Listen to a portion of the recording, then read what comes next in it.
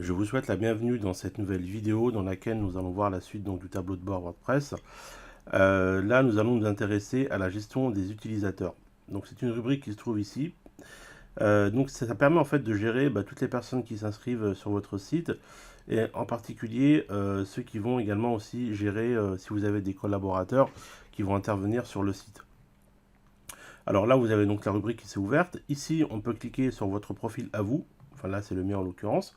Voilà, ça vous renvoie vers cette page-là. Et là, vous avez la possibilité, en fait, de changer la couleur de l'interface, par exemple, voilà, de l'éclaircir. Enfin, vous avez pas mal de possibilités, selon vos goûts, bien sûr. Là, vous avez la possibilité de désactiver et d'activer des fonctions. Ensuite, là, vous avez le choix de la langue. Vous pouvez, en fait, choisir un identifiant, le nom, un pseudo, l'adresse email, un site web si vous en avez un autre. Euh, Également, renseigner une petite bio, ajouter une image, par exemple ici, moi j'ai mis un gravatar.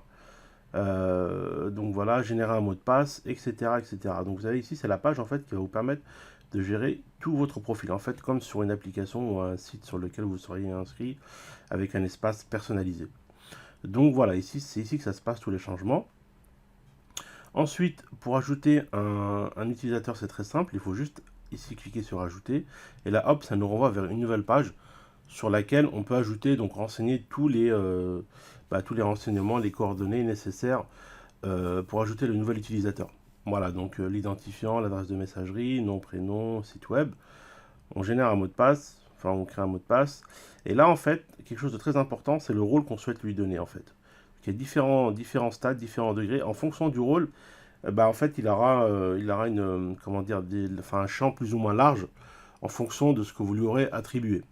Donc ça va du simple abonné au traducteur, en passant voilà, jusqu'à l'administrateur qui est le plus haut niveau.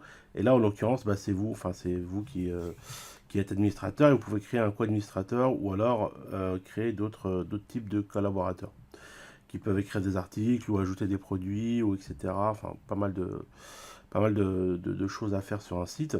Donc c'est ici que ça se passe. Et là, vous pouvez en ajouter autant que vous voulez. Et ensuite, ils auront accès directement. Ils se connecteront avec les identifiants qu'on aura attribués. Voilà donc en résumé ce qu'on peut dire sur les utilisateurs. Donc c'est une rubrique très simple à gérer. Donc voilà, j'espère que ça a été clair. Et moi, je vous dis à très vite pour la suite de la formation.